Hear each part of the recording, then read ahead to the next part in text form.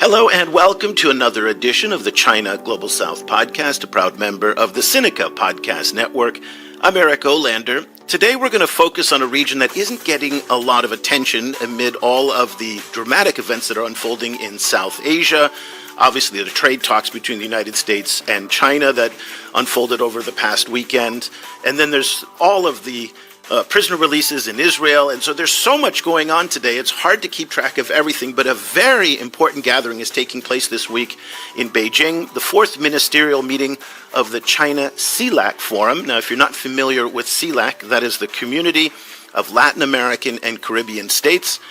They are getting together in Beijing, and it's interesting because this began back in 2014, and while this forum hasn't had the same level of consistency that, say, the Forum on China-Africa Cooperation, that's the FOCAC Forum with Africa has had, where they meet every 3 years, I suspect that we're going to see a lot more emphasis placed on these meetings between Latin American, Caribbean, and South American leaders, just because the role that this region is now playing in China's foreign and commercial policies. Let me just bring you up to date on some of the numbers from last year. The region did $489 billion worth of trade with China. That is likely to expand considerably in 2025, in part because China is now shifting more of its agricultural buys away from the United States towards South America, particularly countries like Argentina and Brazil. Just last week alone, a Chinese delegation in Buenos Aires signed a $900 million letter of intent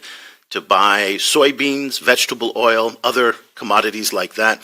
And that is all part of the shift away from the United States. So even though the U.S. and China may have reached a tentative trade or tariff agreement and leading to possibly what will be a trade agreement, there is every indication coming from the Chinese that they do not want to rely on the United States for food anymore and energy, and that is going to shift probably a lot of that to South America. So we've also seen huge moves into the Brazilian market as well by the Chinese, buying a lot more meat and corn and soybean. And that might explain why, for the first time in 10 years, Xi Jinping addressed the CELAC Forum in Beijing. This is, again, a forum that started back in 2014. He has not been very actively engaged in the forum, but this year is different. We also saw Chinese Foreign Minister Wang Yi on Monday meet with 9 Caribbean foreign ministers. And now this is a ministerial gathering. It is not a heads of state leaders gathering. Nonetheless, 3 South American leaders are there. The president of Brazil, Luiz Inácio Lula da Silva, Colombian President Gustavo Petro, and President of Chile, Gabriel Boric, are all there.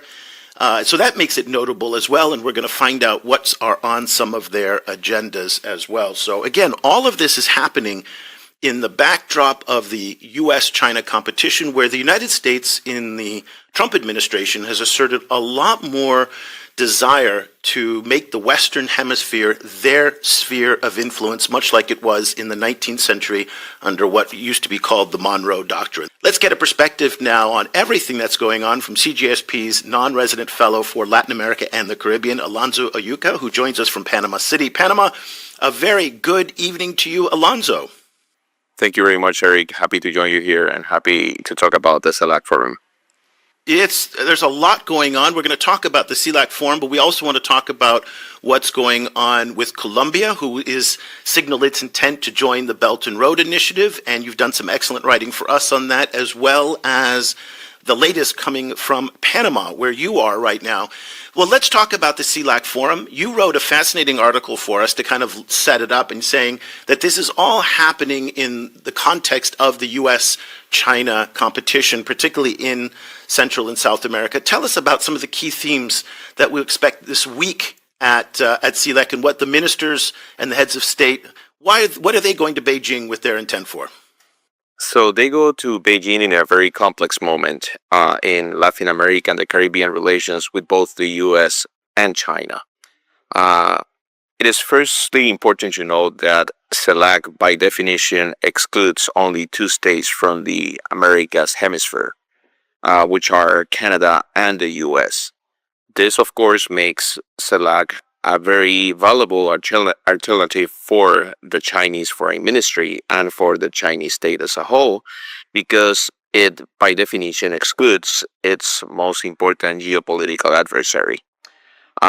From the perspective of most states, what we currently have in this environment of geostrategic competition between China and the US is the need not to take sides.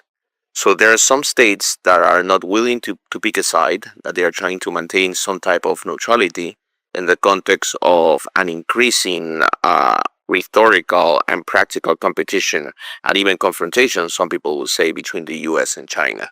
So this takes away most of the important developments that could end up happening in the SALAC meeting. And why is that? Because most of the states are not sending high-level delegations to the China SALAC Forum. Yes, we do have an important representation in the Caribbean, and we do have 3 heads of states. But most of those states, the states that send their heads of state to this forum, they are from the democratic left of the continent. And the current pendulum in the region is tending to go to the right, is tending to go to a more Trump-aligned realm. And in that regard, this is going to be very interesting to see how it's going to end up developing in the next couple of years. Because, for example, you have the president of Colombia there. You have President Gustavo Petro, and he's facing elections in 2 years. You also have President Lula da Silva, who's facing elections next year. You also have President Boric, who's also facing elections. And in all of these 3 states, you have high likeliness of a right-wing or a, let's call it, Trump-oriented candidate winning the election. So how significant are going to be any of the agreements acquired in the context of the China SALAC Forum? That's about to be seen. Because yes, indeed, Colombia is participating at a very high level. They have expressed their intent to join the Belt and Road Initiative. But this could very quickly go south for Colombia if you get a right-wing oriented candidate to win the next presidential elections. So why would they go? Yeah, so why would they go if there is political risk for them to do so? And I mean, obviously Lula in Brazil, he is leaning very much into an anti-U.S. bloc. I mean, he was in Russia with Putin and really kind of in a very celebratory mood. He has also embraced China quite a bit, and he's been very outspoken against Trump and the tariffs. Lula makes sense in some respects because he's speaking to his base. But in terms of Boric and in Colombia, why would they be doing that if there is political risk to align themselves more with China, facing a backlash domestically from the right wing? I would think that for Boric is basically a very easy choice for him, because you have with Chile what I would like to call strategic dependency with China, particularly in critical minerals realm.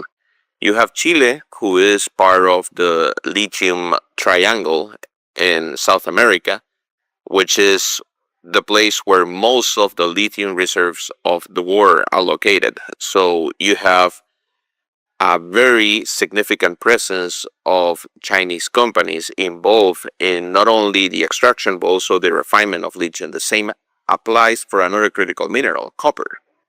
So you also have Chile as a very significant producer of copper, and you have China as the main place where the refining of copper takes place. So you have like a natural alliance, a natural partnership. You also have President Boric as a left-wing oriented president. Yes, he's not the type of left-wing leader that is gonna defend every single thing that authoritarian left tends to do around the world. He has taken very strong positions vis-a-vis the war in Ukraine. But he has also signaled his intent to abide by international law on the situation in Gaza. So yes, he's a different type of partner, but also a natural partner for China in this regard, particularly in the sectors of critical minerals, and being most particularly with lithium and copper. In the case of Gustavo Petro, then the situation gets more complex, because Petro received some type of a warning from the Trump administration of what the Trump administration was willing to do in order to face any type of dissent within Latin America. When President Petro got in a discussion with President Trump on X on late January, this discussion lasted just for a few hours, but the response of the U.S. was so overwhelming that I do think that President Petro and some sectors of the Colombian security establishment realized that they have strategic dependency on the U.S., particularly on the trade realm, because you have trade imbalance and you have significant partnership between the U.S. and Colombia on trade. So what was the strategic decision that the government of Petro is now taking? They want to diversify. They want to acquire new relationships. And due to their political alignment or ideological alignment, they see China as a reasonable alternative.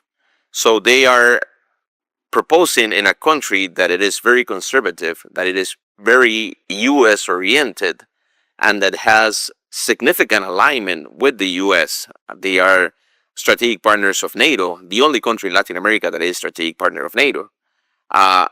They are presenting this option to the general public in Colombia that can be misrepresented. It can be misrepresented because most of the people are going to understand this in a binary approach. They're going to say this is either the US or China. There is no strategic dependency. You are aligned with one or you align with the other.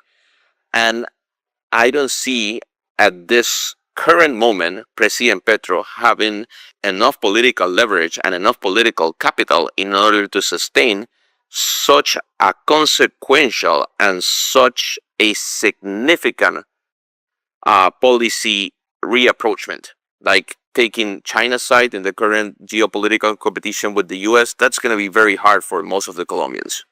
Yeah, and again, it because as you mentioned, Colombia was one of the first targets of Trump's ire of any country in the world. Remember that the Colombian president said, Gustavo Petro said that he did not like the way that immigrants were being repatriated back in military planes, and he just requested that they be brought back in civilian planes, and that generated a huge pushback from the White House and from Trump. So to join the Belt and Road feels in many ways, at least the optics of it, like a slap in the face to the Americans, that you're really provoking a very, very strong response, especially given what happened in Panama, where Secretary of State Marco Rubio was so proud in terms of forcing the hand of the Panamanians to withdraw from the Belt and Road. And so this feels like, I think in Washington, they're going to consider this to be a considerable affront. And I'm just, again, I see the economic realities of it, and diversification makes sense, but the political risk that he seems like to be taking to be able to draw the Americans in onto their focus doesn't necessarily make a lot of sense to me. But maybe you can shed some light on that, on what the calculation is. Yeah, no, I agree 100% with you, and I do feel that there is some type of strategic misrepresentation from the Colombian security establishment and the Colombian foreign policy establishment, because I don't think they do not fully understand the way in which the Belt and Road Initiative actually works. I think that the same happens whenever we talk about the China CELAC Forum, because this is something that is very idiosyncratic for Latin America.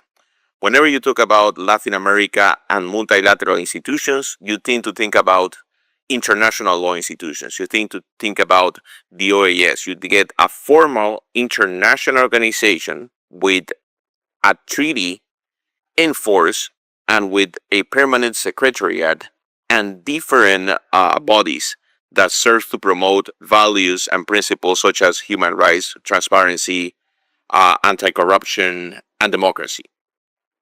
In turn, you get CELAC, or the China CELAC Forum, and the Belt and Road Initiative as more of an informal multilateral security and commercial and democratic frameworks which lack formality. And this is very important because you have two different types of models in Latin America and the Caribbean and in Asia as a whole. In Asia, you have institutions such as ASEAN that tend to work more in the informal realm. In Latin America and the Caribbean, we tend to create a lot of international organizations. You can have maybe as much international organization as you have the amount of states. Maybe in Latin America, if you conduct an adequate account, you have like around 20 and almost 30 international organizations depending on who counts. And that's very complex because we tend to be very formal in our approachment to this type of situations. So that takes us to two things. One is related to the China CELAC Forum. Right now, the China CELAC Forum, for the first time in its history, lacks a joint plan of action for cooperation. That's the formal way or the most consequential way in which China and the CELAC conduct their mutual relationships. And the fact that they currently do not have an existing framework tends or should make the Colombians think, how are we going to conduct this new strategic partnership that we're developing with China? The second part is, how do we understand the BRI, the Belt and Road Initiative? So the Belt and Road Initiative is not just a collection of roads, ports, airports, and railroads. No, it's much more complex than that. It also has the financings of different type of infrastructure works. It also has informal frameworks of chambers of commerces and commerce-oriented entities. And it also has partnerships regarding critical minerals and minerals extractions. So it's much more of a complex network that also includes civil society than it appears to the plain eye. And in that regard, I don't see the Colombian security establishment taking the complexity of this decision into account, because it tends to be seen from a very simplistic point of view as a realignment of Colombia from Washington to Beijing. So that they, I think, just so I hear you right, so the expectation might be that they sign on to the Belt and Road, and then the next day they're waiting for their big development assistance checks to come. And that's the expectation that they're getting, that, oh, we signed on, we're going to get roads, we're going to get bridges, but it's not that simple. That's what actually happened in Panama. The case in Honduras of Panama as well, is fascinating, right? Because but Honduras as well signed on to, I think, the Belt and Road, and has still yet to see any of the big benefits coming from it, if I recall. Yeah, but like just to take a concrete example, the case of Panama is the most illustrative one, because Panama was the first country of Latin America to join the Belt and Road Initiative. And when Panama joined the Belt and Road Initiative, we haven't seen up to this date, well, of course, now Panama withdrew from the Belt and Road Initiative, but we never saw any single project develop under the Belt and Road Initiative. Then this is because the connections between different infrastructure projects and different financing of infrastructure projects is very informal. You can have a network of ports in Panama, as we currently have with Hutchins, and you have the Cristobal and the Balboa ports, and they are not formally part of the Belt and Road Initiative, but in practice, whenever China presents the Belt and Road Initiative as a network in Latin America, they tend to include both Balboa and Cristobal. Although they are not formally, in practice, they tend to be very correlated to the Belt and Road Initiative.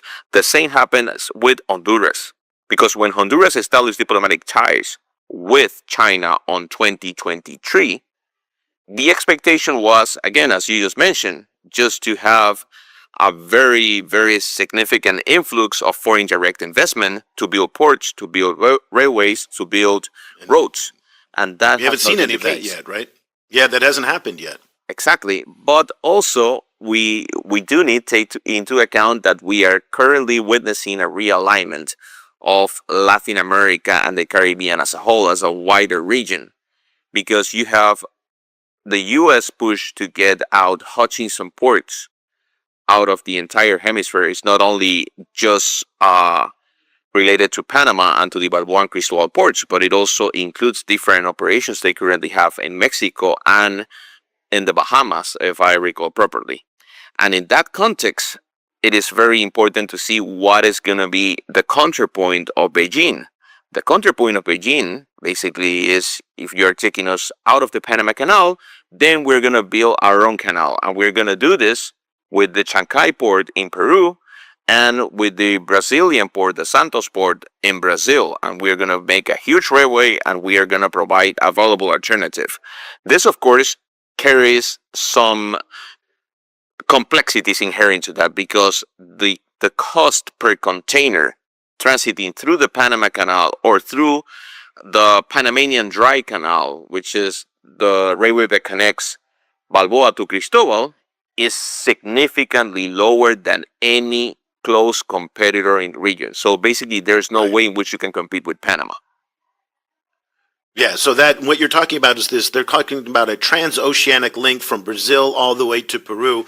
By the way, Peru and the Chancay port, which just opened last year, is also on the radar of the United States. There is talk about pressuring Peru somehow to give it up. It's a very difficult thing to do. There's a Chinese space station in Chile as well that is on their agenda. The U.S. Special envoy for South America, I think he was the special envoy, spoke out very aggressively against Argentina's currency swap agreement and denounced that the Chinese role in that currency swap agreement. And then more recently, the new U.S. ambassador to Panama really highlighted the importance of ejecting China from Panama as a main priority of his when he came into town. So you can see that the U.S. is keeping the pressure up in the Western Hemisphere. It really sees it as its sphere, back to where we were again in the 19th century. We thought this might have been a bygone time, but it's definitely not. But when the United States talks like this, and they talk about ejecting the Chinese from the Western Hemisphere, and they see it as a much bigger priority for them than Chinese engagement, say, in Africa or in other parts of the world, what is the feasibility of that actually happening in reality? I mean, even Javier Milei, the most pro-Trump, most pro-Elon Musk president, has made it very clear that the Chinese are not leaving Argentina under any circumstances. And the $1 billion letter of intent that was signed last week is yet more evidence that economic engagement can happen even in Trump-leaning right-wing governments. So if that happens in Chile, it's unlikely that Tsingshan and some of the mining companies are going to be ejected. So what is the feasibility of this actually happening, of the Americans getting their desire to eject the Chinese from the Western Hemisphere? There is a reality right now that we have to live up to. China is a reality. China's presence in the West, in the American hemisphere, is also a reality. And in that current situation, we do need to find ways in which we can directly engage with China without compromising in any way our relationship with the United States of America. If we're going back to a war where you have spheres of influence, what logic will dictate for the Trump administration is that the American hemisphere is for the United States of America, and that any and all influence coming from China, from Russia, or from any other part of the world should be completely expelled. But in practice, it's conducive to close to zero results.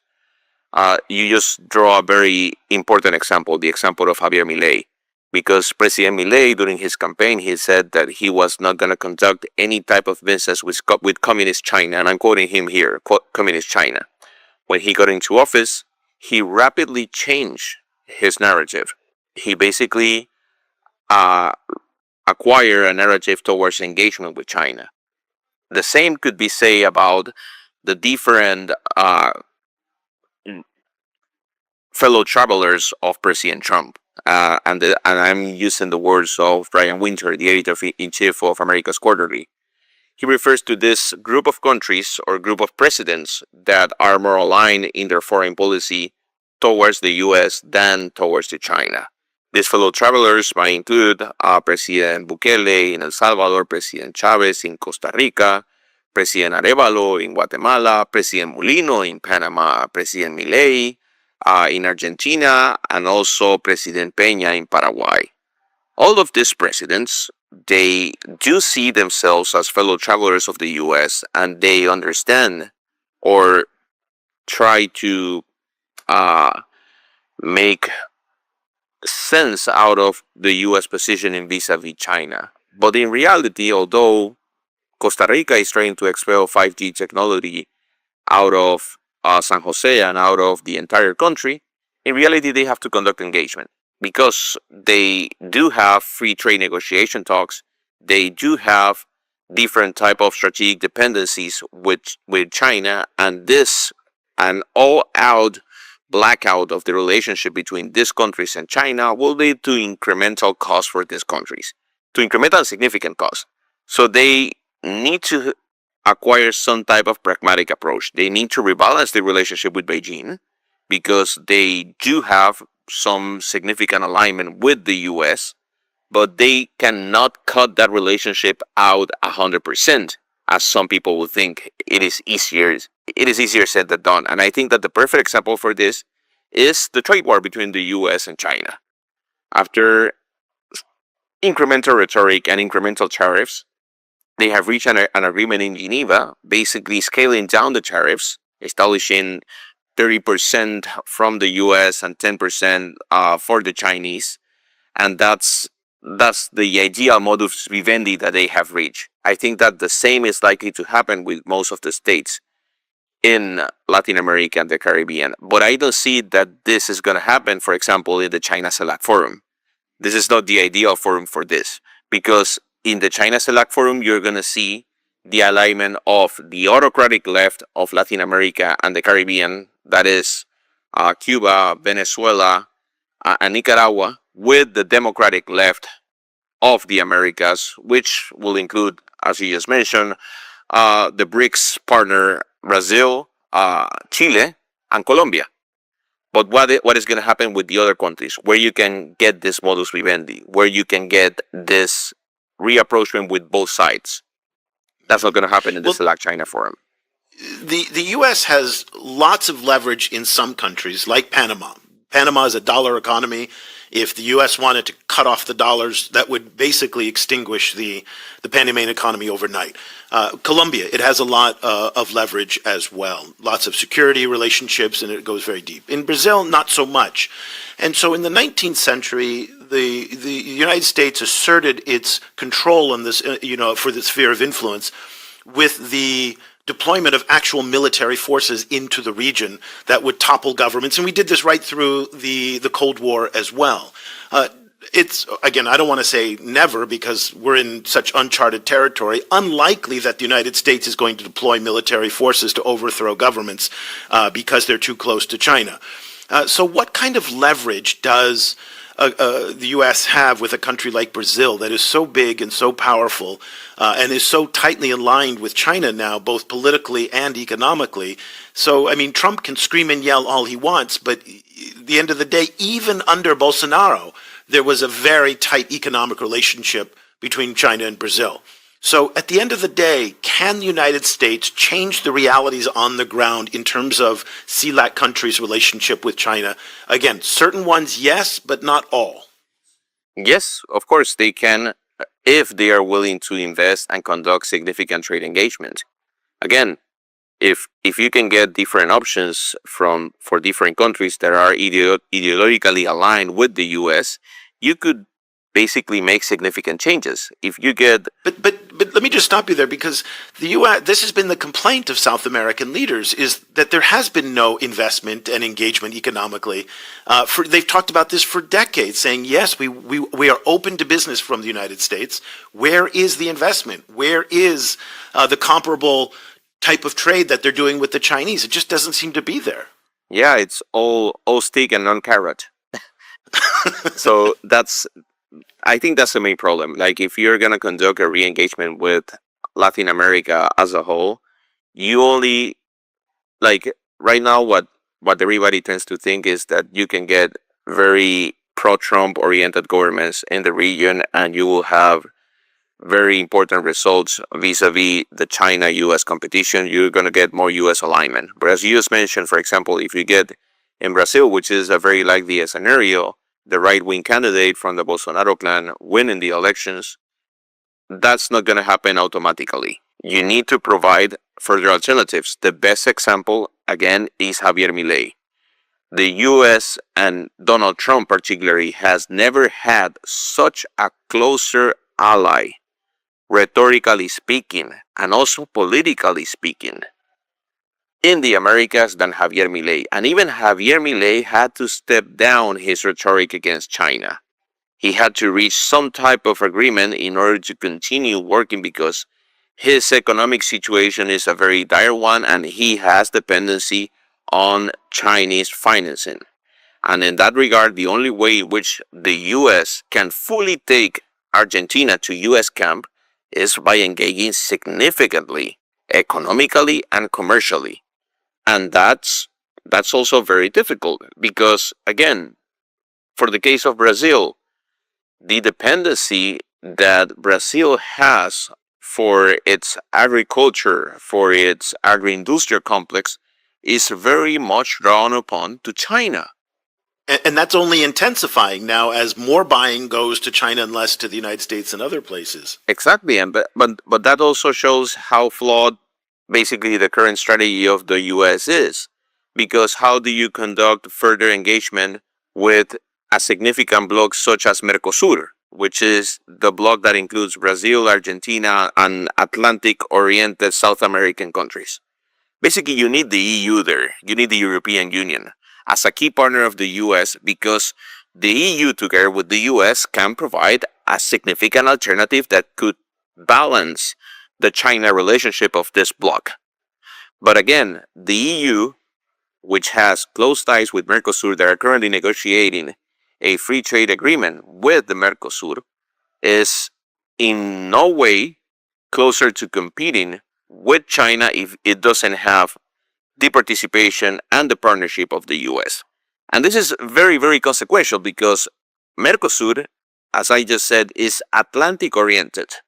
So it should naturally go everything to the US and the European Union. But all of these countries as a bloc, or individually in this case, are more willing to engage with China if they get some different benefits out of that relationship. And this is something the Chinese foreign policy establishment is and remains very effective in doing so because they are very agile in identifying the key sectors in which they can create strategic dependency and also draw all this country closer to their spheres of influence.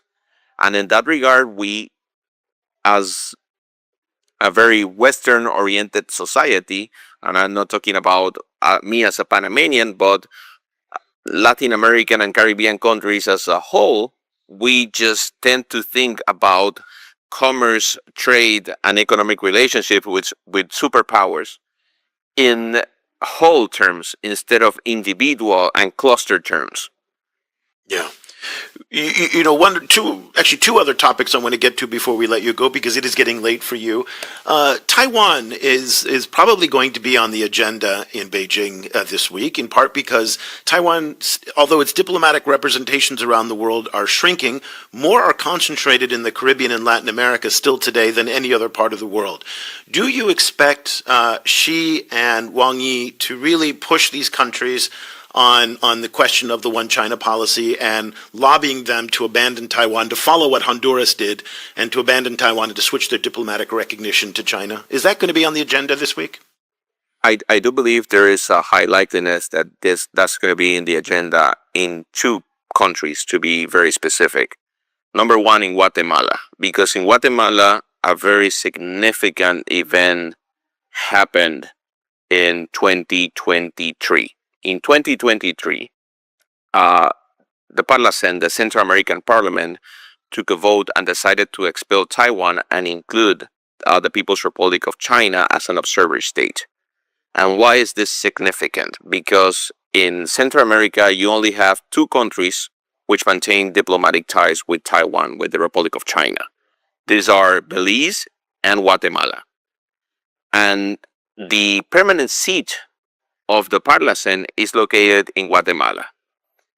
So what did China gain out of this very consequential decision? They gain diplomatic and strategic presence in Guatemala in order to further curtail the ties between Taipei and Guatemala. The other important partner is Paraguay. So Paraguay, there is some interesting push being carried out by the People's Republic of China in order to push the last remaining ally of Taiwan in South America to good ties with Taipei. So I do see that in the context of CELAC, having an inclusive dialogue of 33 states in Beijing, I don't see President Xi or Foreign Minister Wang missing the opportunity to tackle the Taiwan agenda and try to take away two of the most important allies they currently have.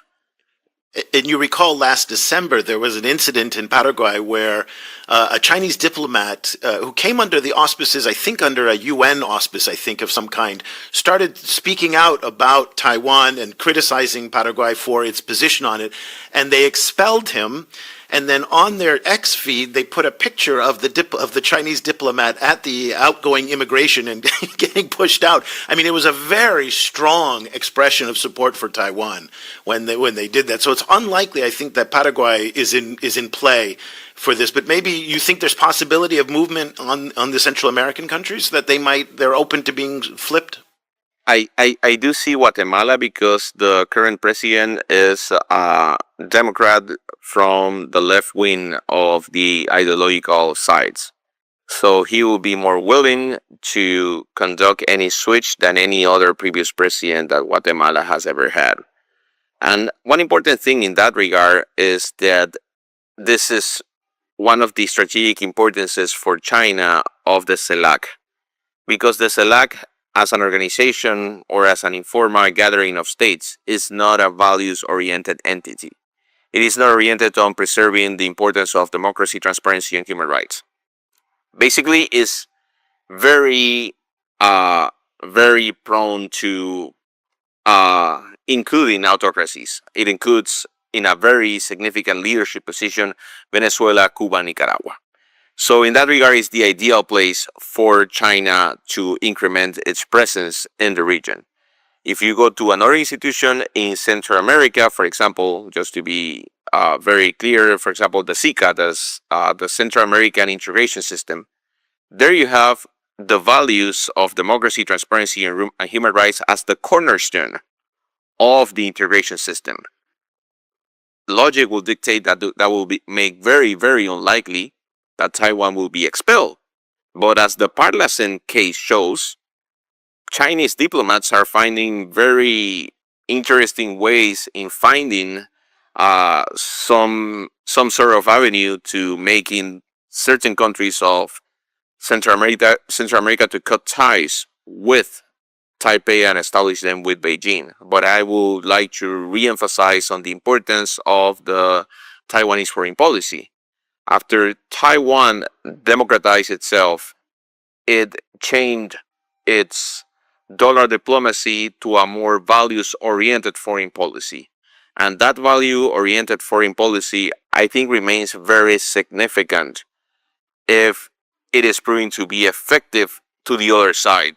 The problem we currently have in Central America and the Caribbean is the countries where you're trying to implement a values-oriented strategy, foreign policy, are countries that they have a very weak democratic system, very poor record on corruption, and also a very, very weak history on human rights. So that makes the values-oriented diplomacy, although something that I fully share, maybe not as effective as other types of engagement will make Beijing, prosper in the region. I guess that's what surprised me a little bit about what happened in Honduras, because I thought, and I just made the assumption that when Honduras made the switch, that China was going to use it as an example and bestow huge amounts of cash onto Honduras as an enticement to those last remaining countries to say, see what happens if you join us, you will benefit. And the investment from the Chinese to make a big impact in these countries is relatively small, given the size of Honduras and Guatemala, for example. You wouldn't have to, we're not talking about $10 billion projects in order to make that kind of impact and to justify the switch. Honduras, though, is a little bit of a cautionary tale right now because, as you pointed out, not a lot of money has come. There hasn't been a lot of benefit for it. And this is another vector of U.S. pressure because the United States does not want countries, these last remaining countries, to switch their allegiance to China. So by switching, you also provoke the United States for more pressure, which is the last thing a lot of these countries want to do. So the financial rewards, you would think, would have to be so sizable in order to take the jump. And the Chinese don't seem to be rolling out the red carpet and bringing out the checkbook to do that. And that, I guess that's just a surprise on my part. Yeah, and also if you take into consideration, for example, the domino effect that Panama created in 2017 by switching sides. After Panama changed sides, it came Dominican Republic, El Salvador, Nicaragua, and then Honduras. So most of the countries of Central America up until 2017 did recognize Taiwan. What was the incentive? Again, you have the Democratic Progressive Party in power in Taiwan at that time, and you have a very values-oriented foreign policy. From its part, you get China's rise, and you get the discursive impact of the Belt and Road Initiative reaching the foreign ministries of most of the countries in Central America. So there was an incentive. But in practice, that incentive was not based on factual realities, because the other example was Costa Rica that switched sides on 2008, if I recall, 2007, 2008. When Costa Rica switched sides, the only significant reward they got was a new soccer stadium in the middle of San Jose. For the other countries that have switched sides, for Panama, basically people are still trying to get what was the significant benefit. There are some sectors saying that basically there was a bribe that was paid to the president. I don't see that as a reality. I think that there were some non-reimbursable cooperation agreements, but that didn't translate into significant benefits. But also you get El Salvador, they got a library that was a donation from the Chinese. You get Dominican Republic, also no significant advances there or no significant trade-offs. So you get a mixed bag of results, and most of the countries that are kind of delusion from this wave of decisions that took place since 2017 are now looking back at the US camp and saying, hey, you were right. You were saying that this was an empty bag of promises. Now we want to re-engage with you, but also rebalance our relationships with Beijing. So this is the delicate place in which Central America currently is in. And I don't see a way in which countries with the current rhetoric between Washington and Beijing can conduct a factual and honest rebalancing exercise. Right now, what we currently have is just requirements of expelling Chinese influence, but also you get the necessity of most states of maintaining relationships, because as the examples of both Guatemala and Honduras show, if you have strategic dependency with China and you do not conduct amicable relations, basically what you can get is a stick also. And they can basically take to bankruptcy the shrimp industry in Honduras or in Guatemala. Well, let's close our discussion back on the China CELAC Forum that's taking place this week in Beijing. As you pointed out, 3 heads of state are there. At least 9 foreign ministers are there, but a lot of senior officials. Now, in the African context, at the end of these forums, there's always a big number. So last FOCAC, it was $51 billion of development assistance. My recollection is that the China CELAC forums don't always have these numbers tied to the final communiques and the final statements that come out of this. What should we expect at the end of all of this? What comes out of a China CELAC forum that like this? So only in the first China CELAC forum there was an actual commitment. The first joint plan of action for cooperation basically promised that China will invest $250 billion in the next decade in Latin America and the Caribbean, and that they will strive for achieving intertrade volume of around $500 billion. Which they've gotten close to, by the way. They're at 489 now. So that part they've achieved. Exactly. So maybe we could see a big announcement because, again, we are closing in, or we're already closed in into the 10-year gap.